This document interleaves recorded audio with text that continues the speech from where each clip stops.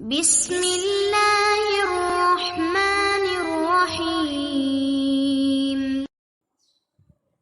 اور خیال کرتے ہیں کہ اس سے ان پر کوئی آفت نہیں آئے گی۔ وہ اندھے اور بہرے ہو گئے، پھر خدا نے ان پر مہربانی فرمائی، لیکن پھر ان میں سے بہت سے اندھے اور بہرے ہو گئے، اور خدا ان کے سب کاموں کو دیکھ رہا ہے۔ وہ لوگ بے شبہ کافر ہیں جو کہتے ہیں کہ مریم کے بیٹے عیسیٰ مسیح خدا ہیں، حالانکہ مسیح یہود سے یہ کہا کرتے تھے کہ اے بنی اسرائیل، خدا ہی کی عبادت کرو جو میرا بھی پروردگار ہے اور تمہارا بھی، اور جان رکھو جو شخص خدا کے ساتھ شرک کرے گا خدا اس پر بہشت حرام کر دے گا،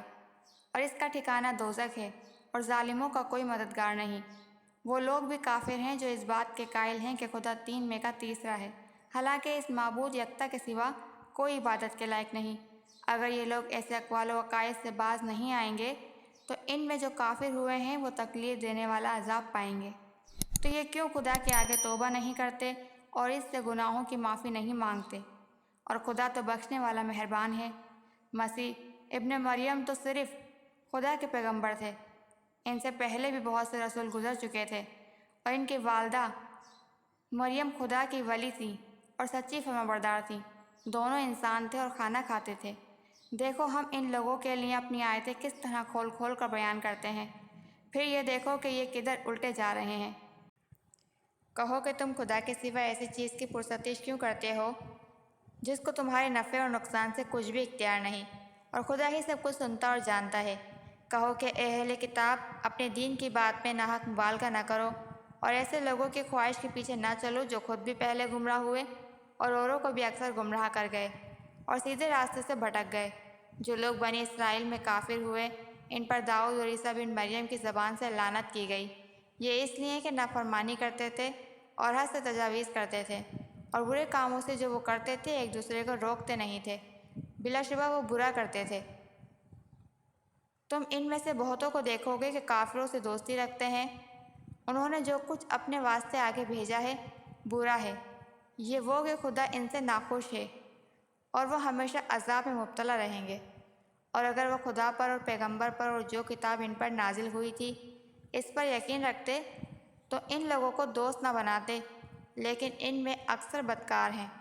اے پیغمبر، تم دیکھو گے کہ مومنوں کے ساتھ سب سے زیادہ دشمنی کرنے والے یہودی اور مشرک ہیں، اور دوستی کے لحاظ سے مومنوں سے قریب تر ان لوگوں کو پاؤ گے جو کہتے ہیں کہ ہم نصارہ ہیں۔ یہ اس لیے کہ ان میں عالم بھی ہیں اور وہ تکبر نہیں کرتے، اور جب اس کتاب کو سنتے ہیں جو سب سے پہلے پیغمبر محمد پر نازل ہوئی تو تم دیکھتے ہو کہ ان کی آنکھوں سے آنسو جاری ہو جاتے ہیں، اس لیے کہ انہوں نے حق بات پہچان لی، اور وہ خدا کی جانب میں عرض کرتے ہیں کہ اے پروردگار، ہم ایمان لے آئے، تو ہم کو ماننے والوں میں لکھ لے، اور ہمیں کیا ہوا ہے کہ خدا پر اور حق بات پر جو ہمارے پاس آئی ہے ایمان نہ لائیں، اور ہم امید رکھتے ہیں کہ پروردگار ہم کو نیک بندوں کے ساتھ بہشت میں داخل کرے گا۔ تو خدا نے ان کو اس کہنے کے عوض بہشت کے باغ عطا فرمائے جن کے نیچے نہریں بہہ رہی ہیں، اور وہ ہمیشہ انہی میں رہیں گے، اور نیک کاروں کا یہی صلہ ہے۔ اور جن لوگوں نے کفر کیا اور ہماری آیتوں کو جھٹلایا وہ جہنمی ہیں۔ مومنوں، جو پاکیزہ چیزیں خدا نے تمہارے لیے حلال کی ہیں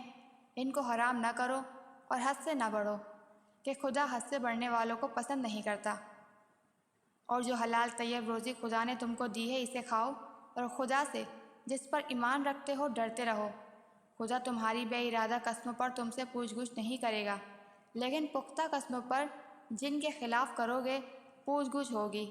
اس کا کفارہ 10 محتاجوں کو اوسط درجے کا کھانا کھلانا ہے جو تم اپنے اہل و عیال کو کھلاتے ہو، یا ان کو کپڑے دینا یا ایک غلام آزاد کرنا، اور جس کو میسر نہ ہو وہ 3 دن کے روزے رکھے۔ یہ تمہاری قسموں کا کفارہ ہے جب تم قسم کھا لو اور اسے توڑ دو، اور تم کو چاہیے کہ اپنی قسموں کی حفاظت کرو۔ اس طرح خدا تمہارے سمجھانے کے لیے اپنی آیتیں کھول کھول کر بیان فرماتا ہے تاکہ تم شکر کرو۔ اے ایمان والو، شراب اور جوا اور بت اور پاسے، یہ سب ناپاک کام عمل شیطان سے ہیں، سو ان سے بچتے رہنا تاکہ نجات پاؤ۔ شیطان تو یہ چاہتا ہے کہ شراب اور جوے کے سبب تمہاری آپس میں دشمنی اور رنجش ڈلوا دے، اور تمہیں خدا کی یاد سے اور نماز سے روک دے، تو تم کو ان کاموں سے باز رہنا چاہیے، اور خدا کی فرمانبرداری اور رسول خدا کی اطاعت کرتے رہو اور ڈرتے رہو۔ اگر منہ پھیرو گے تو جان رکھو کہ ہمارے پیغمبر کے ذمے تو صرف پیغام کا کھول کر پہنچا دینا ہے۔ جو لوگ ایمان لائے اور نیک کام کرتے رہے، ان پر ان چیزوں کا کچھ گناہ نہیں جو وہ کھا چکے، جبکہ انہوں نے پرہیز کیا اور ایمان لائے اور نیک کام کیے، پھر پرہیز کیا اور ایمان لائے، پھر پرہیز کیا اور نیکوکاری کی، اور خدا نیککاروں کو دوست رکھتا ہے۔ مومنوں، کس قدر شکار سے جن کو تم ہاتھوں اور نیزوں سے پکڑ سکو، خدا تمہاری آزمائش کرے گا، یعنی حالت احرام میں شکار کی ممانت سے، تاکہ معلوم کرے کہ اس سے غائبانہ کون ڈرتا ہے۔ تو جو اس کے بعد زیادتی کرے، اس کے لیے دکھ دینے والا عذاب تیار ہے۔ مومنوں، جب تم احرام کی حالت میں ہو تو شکار نہ مارنا، اور جو تم میں سے جان بوجھ کر اسے مارے تو یا تو اس کا بدلہ دے، اور وہ یہ ہے کہ اسی طرح کا چارپایا جسے تم میں 2 معتبر شخص مقرر کر دیں قربانی کرے، اور یہ قربانی کعبے پہنچائی جائے،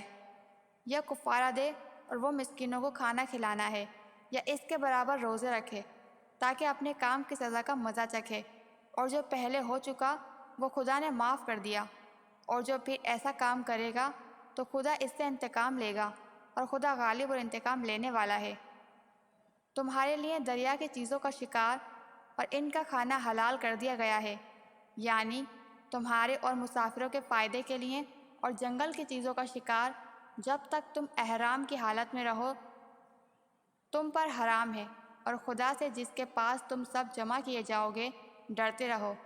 خدا نے عزت کے گھر یعنی کعبے کو لوگوں کے لیے موجب امن مقرر فرمایا ہے، اور عزت کے مہینوں کو اور قربانی کو اور ان جانوروں کو جن کے گلے میں پٹھے بندھے ہوں، یہ اس لیے کہ تم جان لو کہ جو کچھ آسمانوں میں اور جو کچھ زمین میں ہے خدا سب کو جانتا ہے، اور یہ کہ خدا کو ہر چیز کا علم ہے۔